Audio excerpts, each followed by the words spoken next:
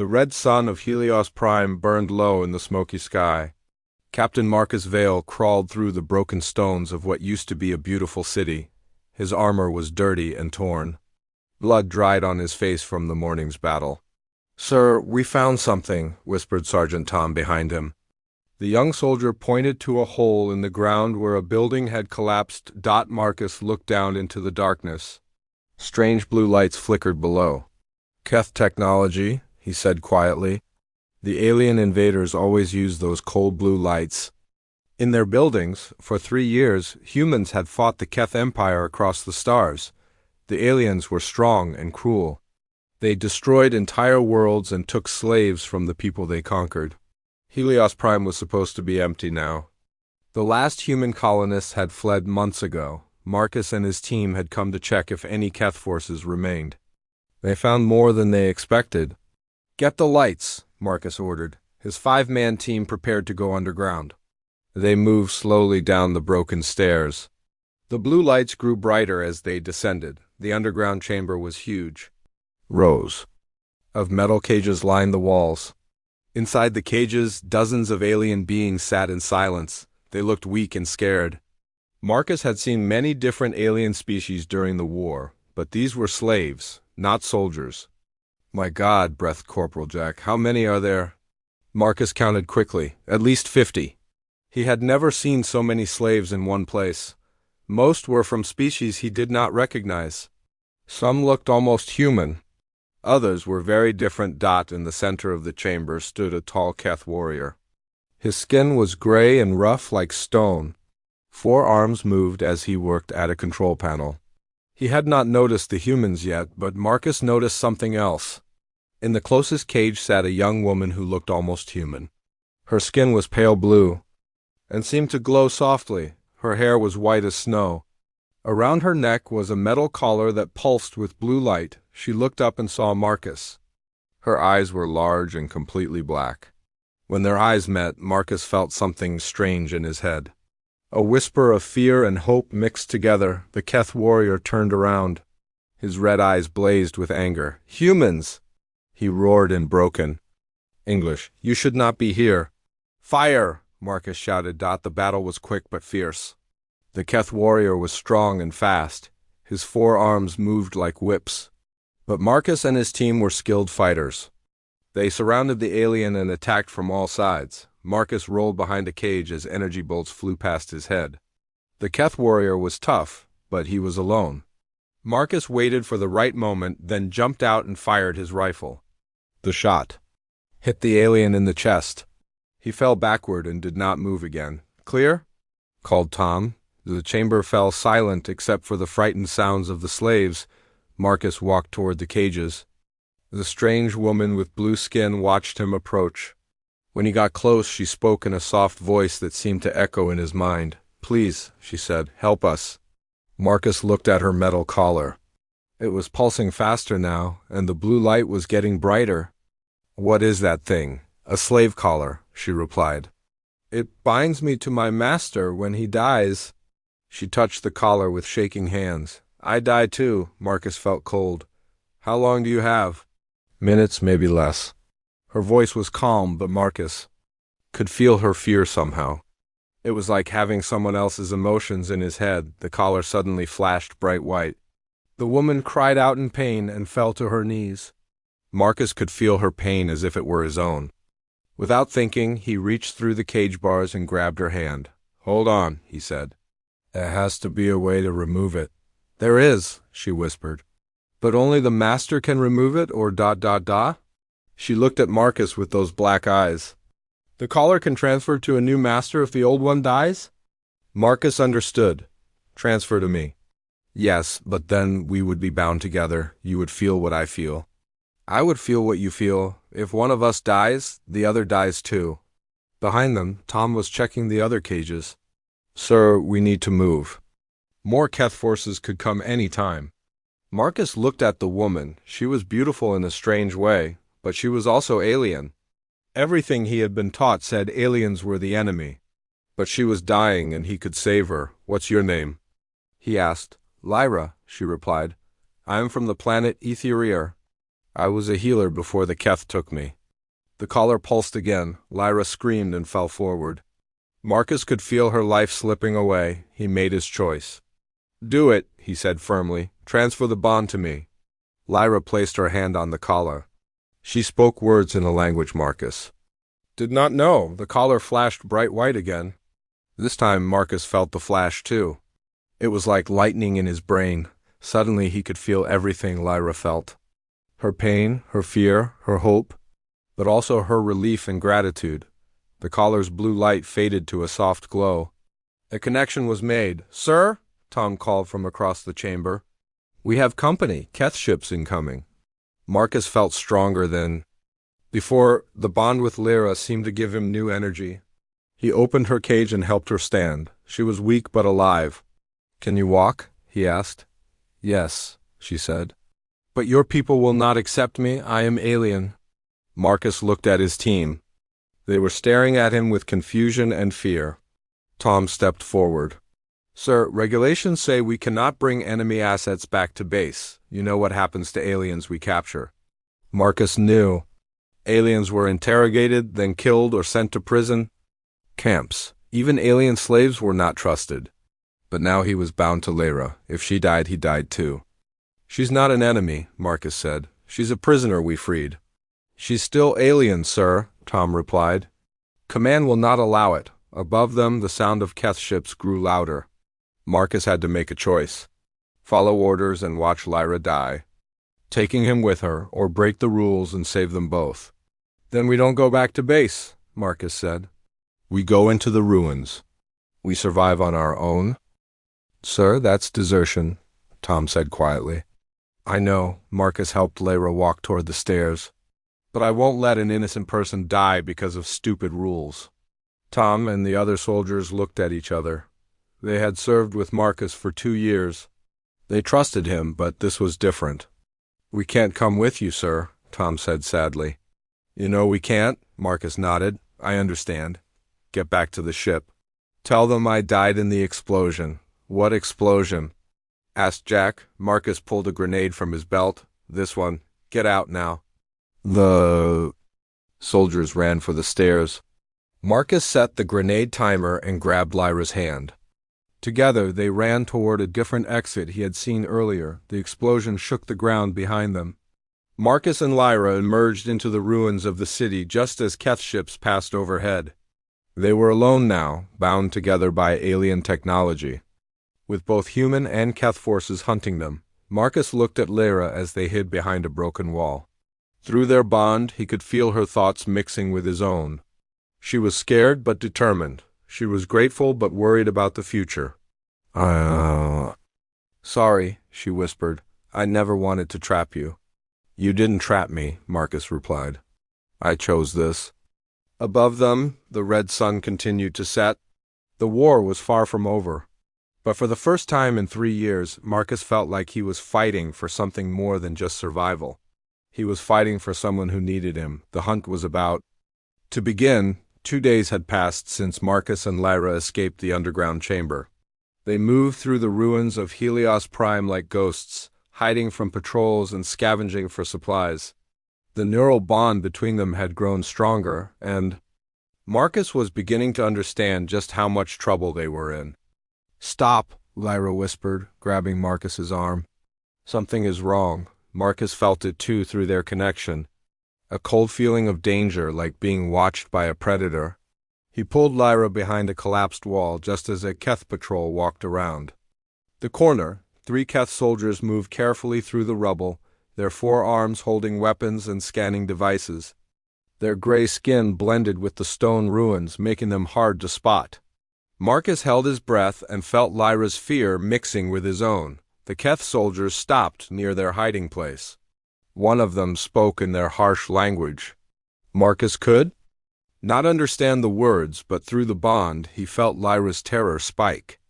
They're looking for us, she whispered directly into his mind. The bond let them share thoughts when they concentrated. They know about the collar transfer. Marcus tightened his grip on his rifle. Fighting 3 Keth soldiers would be difficult, but not impossible. The problem was that any fight would bring more enemies. They needed to stay hidden. The Keth patrol moved on after several long minutes. Marcus and Lyra waited until they were sure the aliens were gone before moving again. They had been traveling toward the old spaceport, hoping to find a way off the planet. "We need to find shelter," Marcus said quietly. "The nights are getting colder." Through the bond, he felt Lyra's agreement. But he also felt something else. Pain. She was hurt, but trying to hide it from him. "You're injured," he said, stopping to look at her. "It's nothing," Lyra replied, but she was limping slightly. "Just a cut from yesterday." Marcus knelt down and examined her leg. A piece of metal had cut through her thin clothing and into her skin. The wound was infected and getting worse. "This isn't nothing," he said firmly. "You need medical attention." "I can heal myself," Lyra said. "My people have that ability. But it takes time and energy." Marcus watched as she placed her hands over the wound. Her skin began to glow softly, and he felt warmth through their bond. The cut started to close, but Lyra became very pale and weak. "That's enough," Marcus said, helping her stand. "Don't use up all your strength. We have to keep moving," Lyra insisted. "If they catch us ... she didn't need to finish." Marcus knew what the Keth did to escape slaves. He had seen the bodies they left behind. But he also knew what human forces would do to him if they found him with an alien. Desertion during wartime meant death. They found shelter in an old subway tunnel as the sun set. Marcus started a small fire while Lyra rested against the wall. Through the bond, he could feel her exhaustion and pain. But he also felt other things. Memories that weren't his own. Images flashed through his mind. A beautiful world with crystal cities and floating gardens. People with pale blue skin like Lyra's, living in peace. Then fire and destruction as Keth ships filled the sky. Families torn apart, children screaming. "Stop," Marcus said, pressing his hands to his head. "I can single quotes ... These aren't my memories." "I'm sorry," Lyra said weakly. "The bond is getting stronger. Sometimes memories leak through."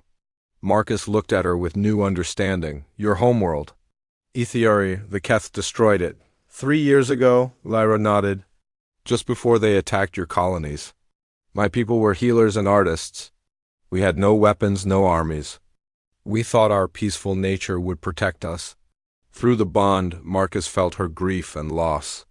It was deeper than anything he had ever experienced.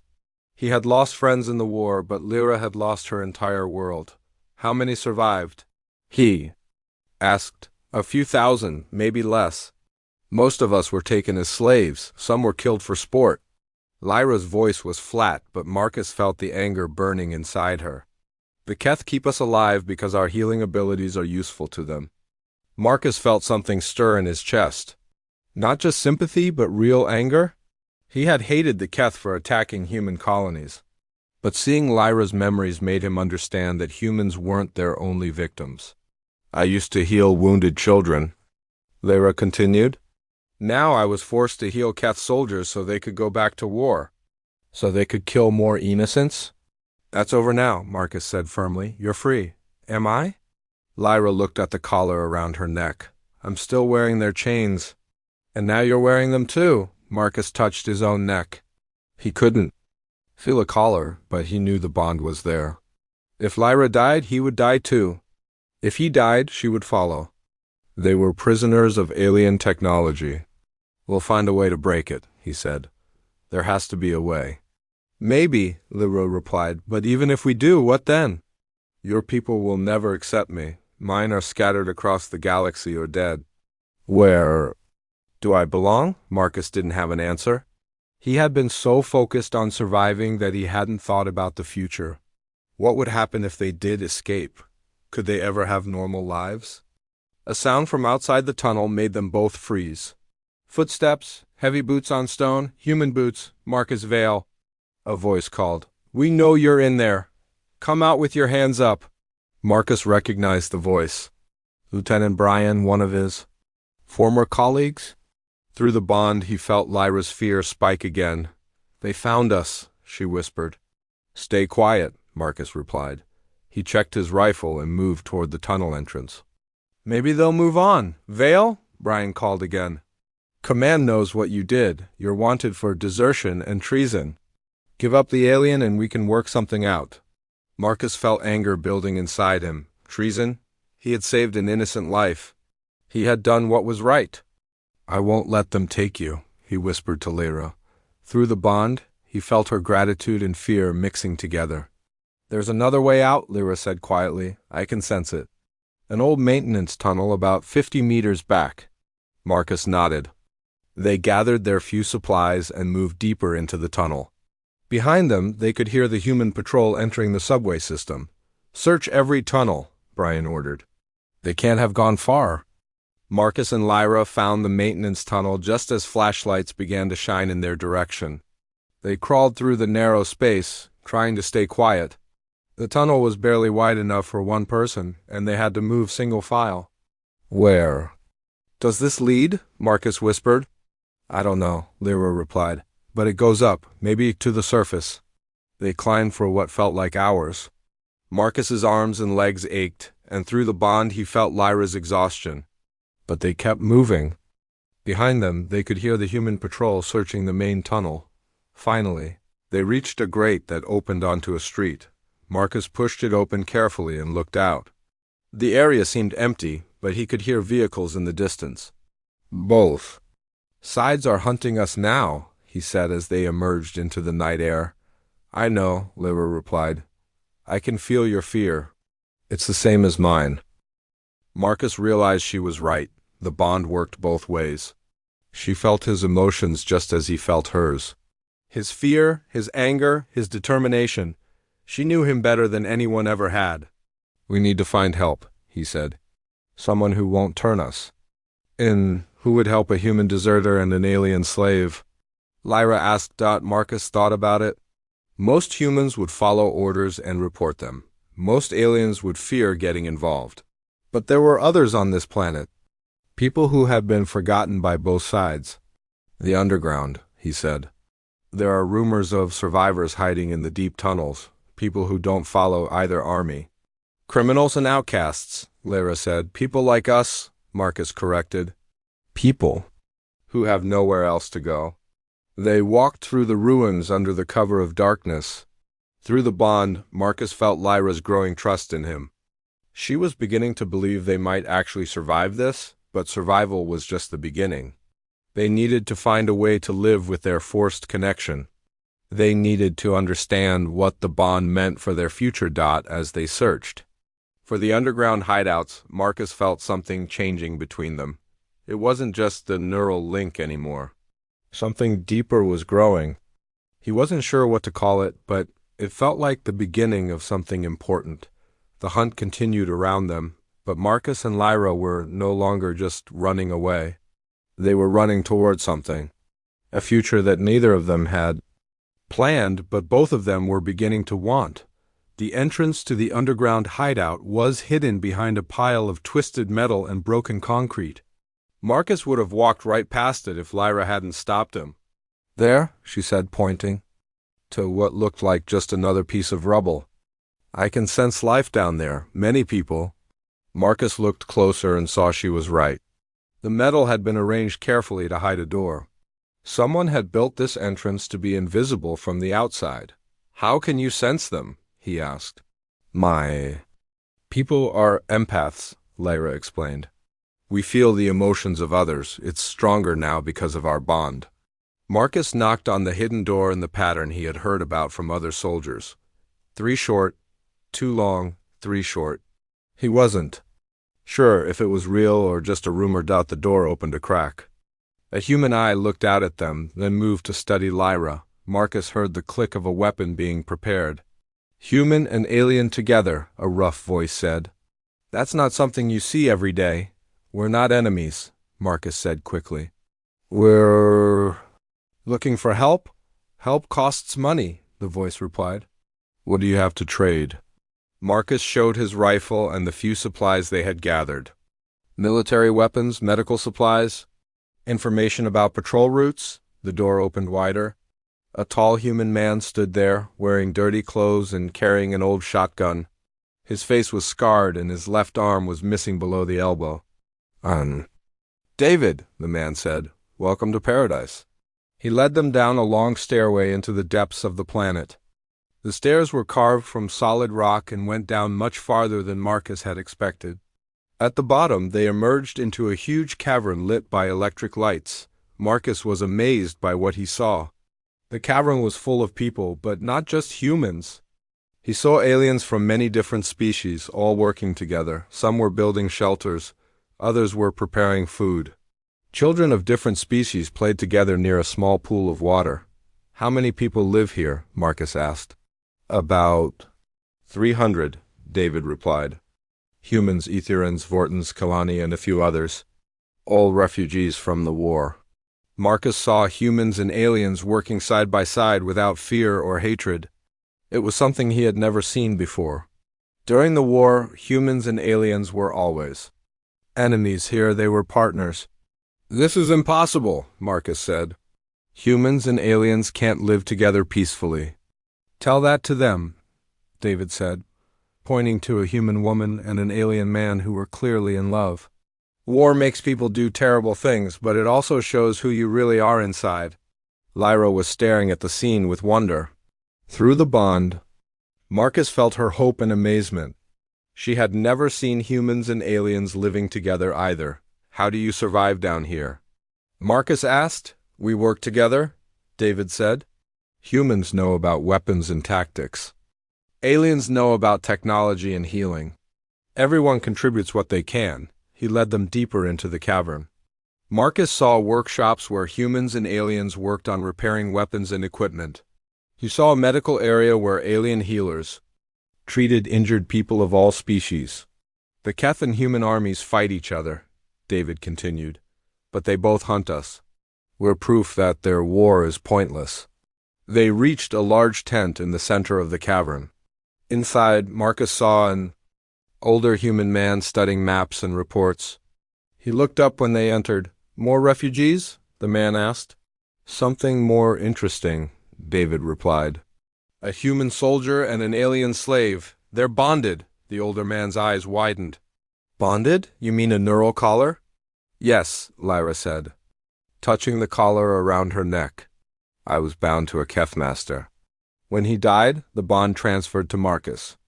The man stood up and walked around them, studying the collar carefully. "I'm Dr. Harris," he said. "I used to work for the military before I came here. I've studied these collars before." "Can you remove it?" Marcus asked. "Maybe," Harris replied. "But it's very dangerous. The collar is connected to both of your nervous systems now. Removing it wrong could kill you both." Through the bond, Marcus felt Lyra's disappointment. She had hoped to be free of the collar, but it seemed impossible.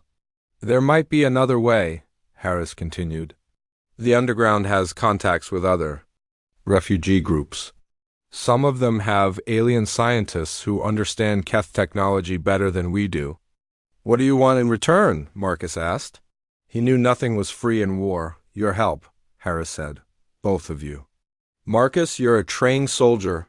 We need someone who can teach combat skills to our people. Lyra, you're a healer.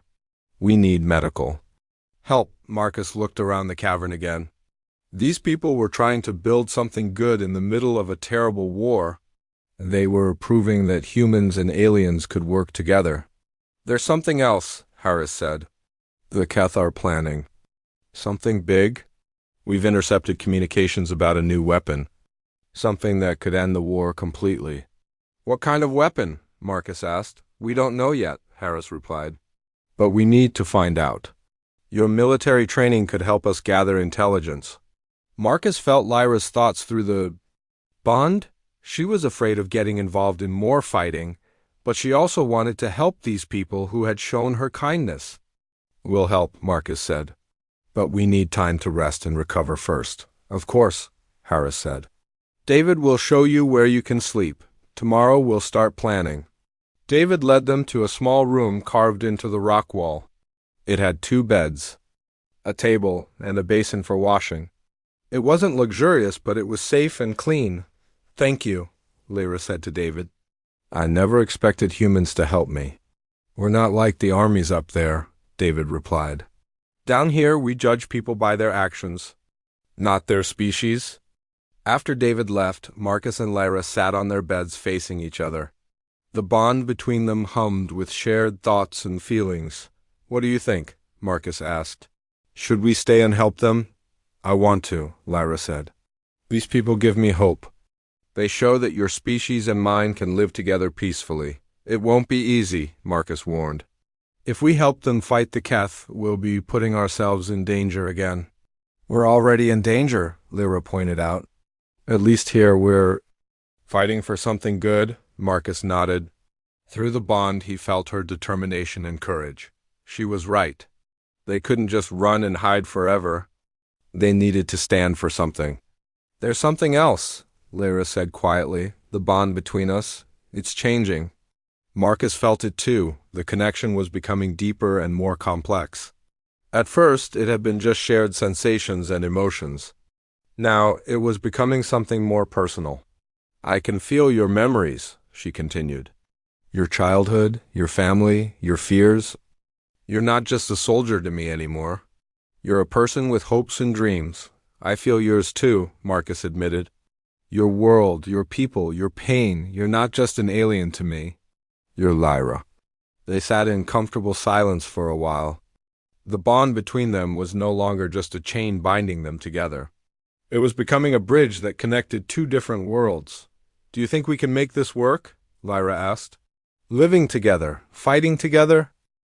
"I don't know," Marcus replied honestly, "but I want to try." Outside their room, the underground community continued its work.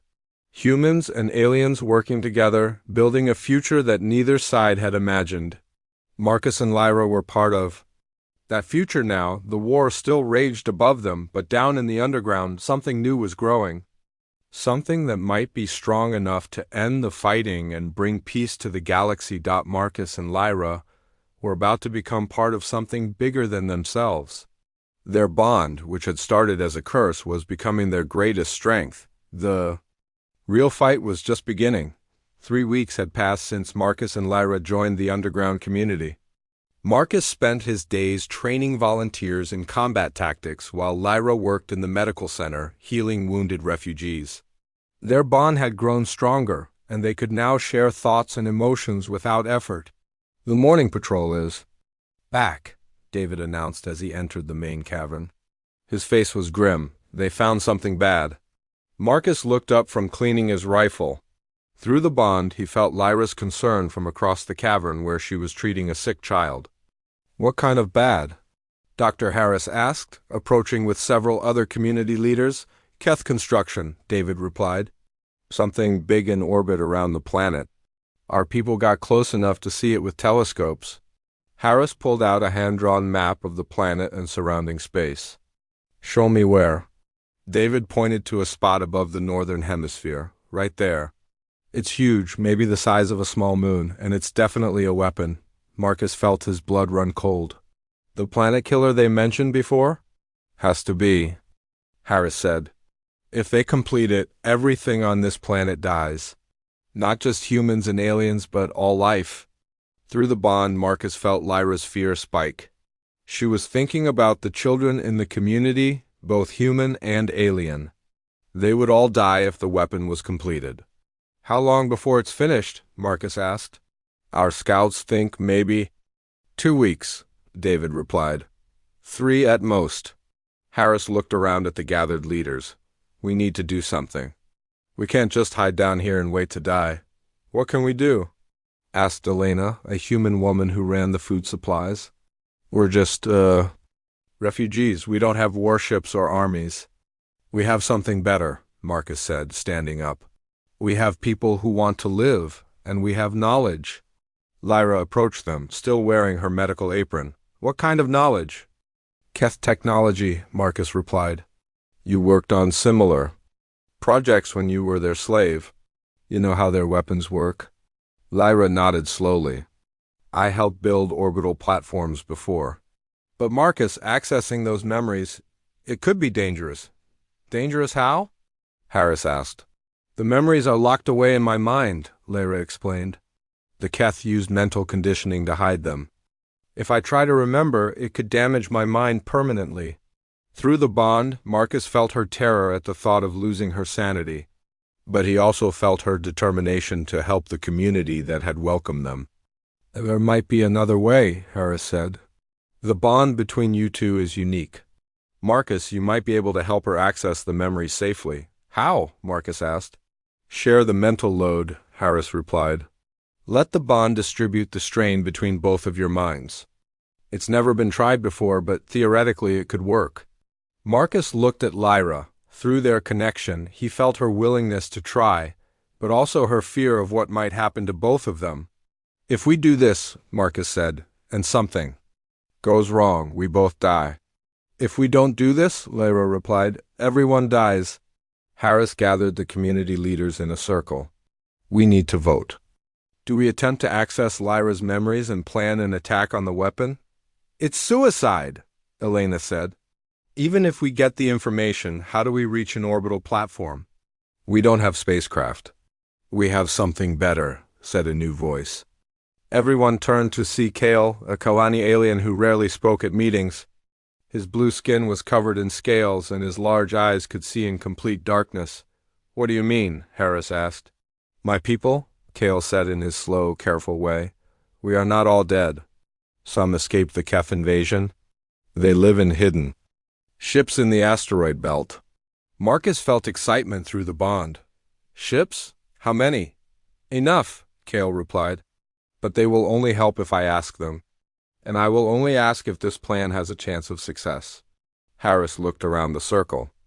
"All in favor of attempting the memory extraction?"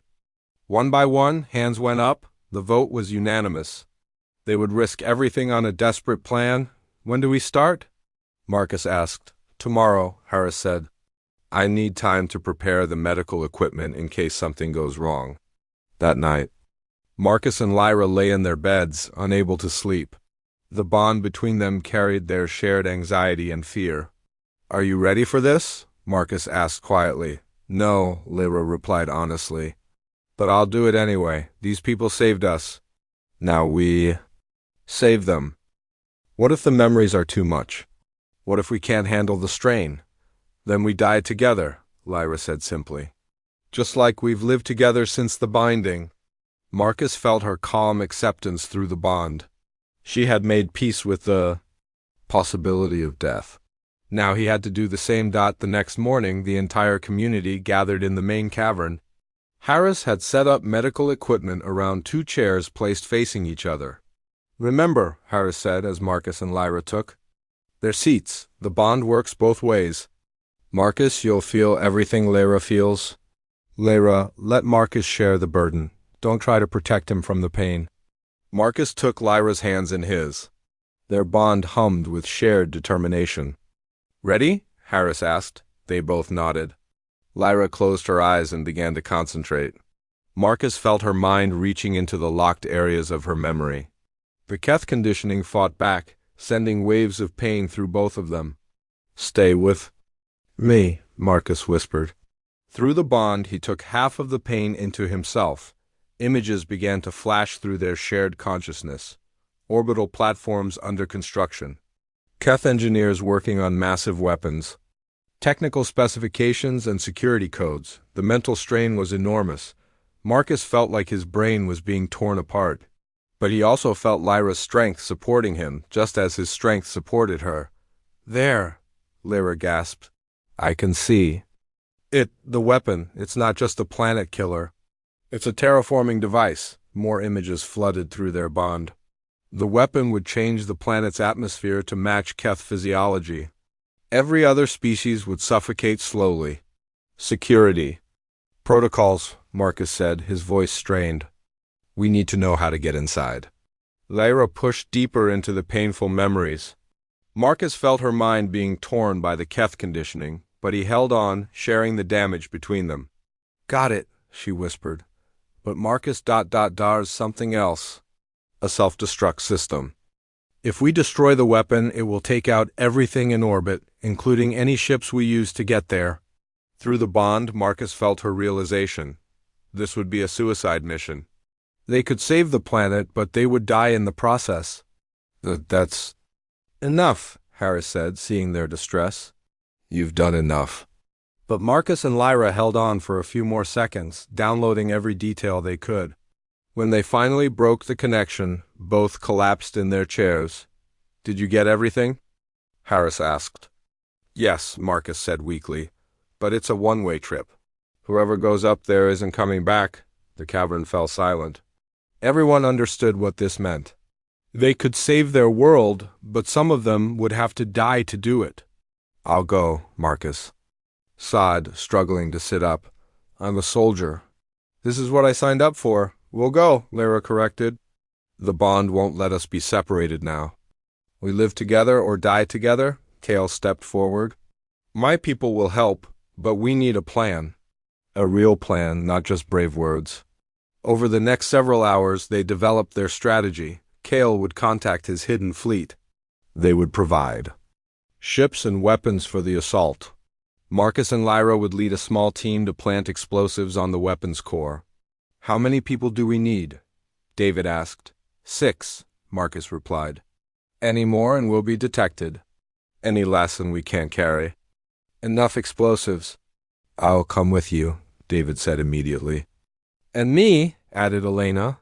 "I've lost too many friends to this war." 2 more volunteers stepped forward. A human engineer named Peter and a Vortanian fighter named Zara. 6 people to save an entire world. "When do we leave?" Marcus asked. 3 days, Kale replied. "That's how long it will take my people to reach us." Marcus looked at Lyra. Through their bond, he felt her fear and determination mixed together. They had 3 days to prepare for a mission that would almost certainly kill them, but they also had 3 days to live as themselves, free from the war and the hatred that had defined their lives.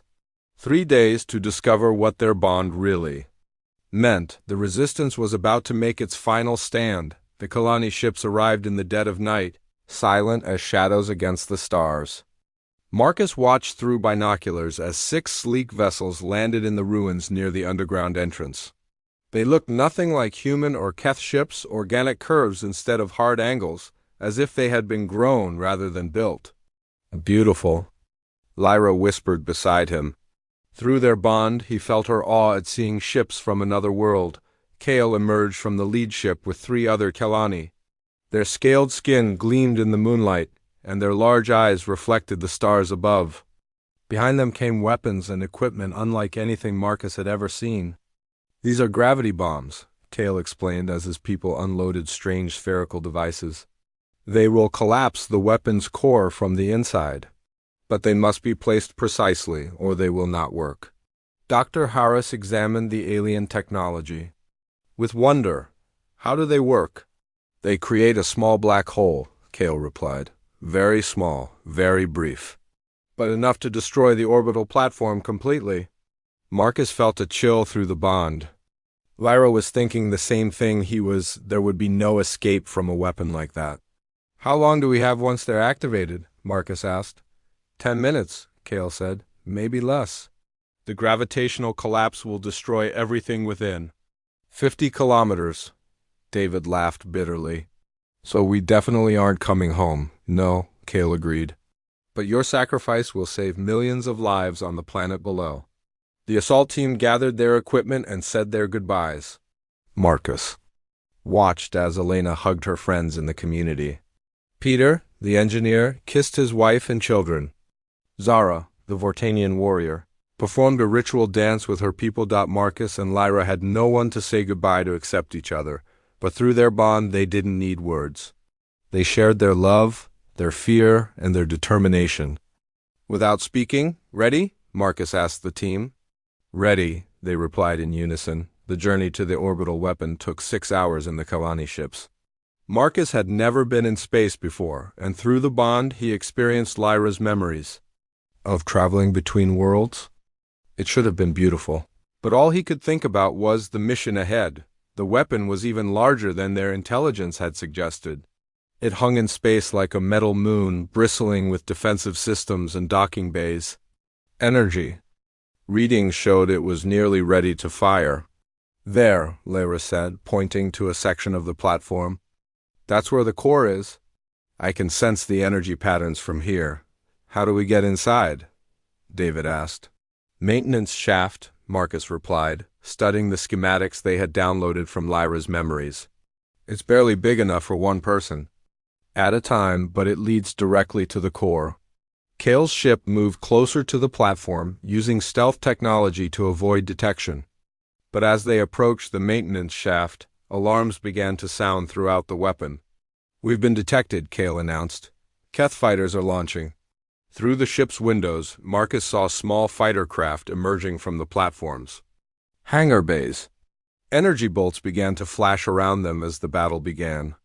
Get us to the shaft, Marcus ordered. We'll handle the rest. The ship shook as Keth weapons hit their shields. Kale pushed the engines to maximum power, racing toward the platform's surface. Behind them, the other Kalani ships engaged the fighters. In a desperate battle, "There!" Peter shouted. The maintenance shaft. Kale brought the ship alongside the opening. It was just wide enough for one person to enter. Marcus checked his equipment one more time, then looked at his team. Remember the plan, he said. Peter and Zara secure the entrance. David and Elena place the first bombs. Lyra and I go to the core. They put on their spacesuits and entered the airlock. One by one, they crossed to the platform and entered the maintenance shaft. It was dark and cramped, barely large enough for a human to crawl. Through, the shaft led down into the heart of the weapon. Emergency lights cast eerie shadows on the walls. Through the bond, Marcus felt Lyra's claustrophobia, but also her determination to complete the mission. Motion sensors ahead, Elena whispered over the radio. 2 Keth guards. Marcus drew his knife and moved forward. The guards were focused on external threats and didn't expect an attack from inside the maintenance system. Marcus killed them both silently, feeling Lyra's distress through the bond at the violence. It's necessary, he whispered to her. We have to stop this weapon. They reached the first checkpoint.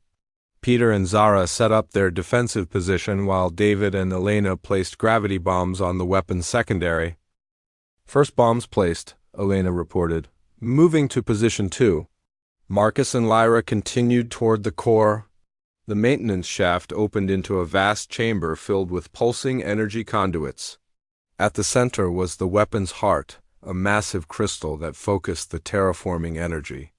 There, Lyra said. If we destroy that crystal, the whole weapon will collapse. They climbed down into the chamber. Through the bond, Marcus felt Lyra's memories of building similar devices under Keth slavery. She knew exactly where to place the bombs for maximum effect. Marcus? David's voice crackled over the radio. Keth forces have found us. Peter and Zara are down. Elena and I are falling back to position 3. Marcus felt time running out. Through the bond, he shared Lyra's urgency as she worked to attach the gravity bombs to the crystal. Her hands shook with fear and concentration. Done, she said finally. The bombs are set. All teams report, Marcus said into his radio. Position 3 secured, David replied. All bombs are in place. But Marcus, the Keth have found our escape route. The maintenance shaft is blocked. Through the bond, Marcus felt Lyra's realization. They were trapped inside the weapon with no way out. The gravity bombs would activate in 10 minutes and they would die. With the platform, can we reach the hangar bays? Marcus asked. Negative, David replied. Keth forces control all the main corridors. Marcus looked at Lyra. Through their bond, he felt her strange sense of peace. She had accepted their fate and was ready to die for something greater than themselves. Then this is it, Marcus said. David, Elena, find somewhere safe to wait. We'll activate the bombs in 5 minutes. Marcus and Lyra climbed back to a viewing platform overlooking the crystal core. Through the transparent walls, they could see the planet below, green and blue and beautiful, full of life that would continue because of their sacrifice. Do you regret it? Marcus asked. The bond? Everything that's happened? No, Lyra replied, taking his hand. I was a slave before I met you. You freed me, and I freed you. We found love in the middle of war. Through their connection, Marcus felt the truth of her words. The bond that had started as a curse had become the greatest gift of his life. He had learned to see beyond species and prejudice. He had found someone worth dying for. I love you, he said simply. I love you too, she replied. They activated the gravity bombs together. Throughout the platform, the alien devices began to hum with increasing power. They had 10 minutes before the gravitational collapse would destroy everything. Marcus and Lyra sat together on the platform, holding hands and sharing their thoughts through the bond. They talked about their childhoods, their dreams, and the future they would never see. Through their connection, they experienced each other's entire lives in those final minutes. Look, Lyra said, pointing to the planet below. Do you see the lights? Marcus looked and saw tiny points of light across the planet's surface, cities where humans and aliens might one day live together in peace. Children who would grow up in a world without this terrible war. Our people will remember us, Marcus said. They'll remember what we fought for, Lyra agreed. Not just human victory, but something better. A future where species can live together. The gravity bombs reached critical power. Through the platform, they could feel the weapon structure beginning to collapse. The crystal core cracked, sending waves of energy through the chamber. Marcus and Lyra stood up and faced each other. Through the bond, they shared one final moment of perfect understanding. Two beings from different worlds, connected by love and sacrifice. Together? Marcus asked. Always together, Lyra replied. The gravitational collapse began. The platform folded in on itself as space and time twisted around the gravity bombs. Marcus and Lyra held each other as the universe exploded into light around them, on the planet below. The underground community watched as the weapon disappeared in a flash of brilliant energy. The terraforming threat was gone. The war was effectively over. In the years that followed, humans and aliens began to work together to rebuild their worlds.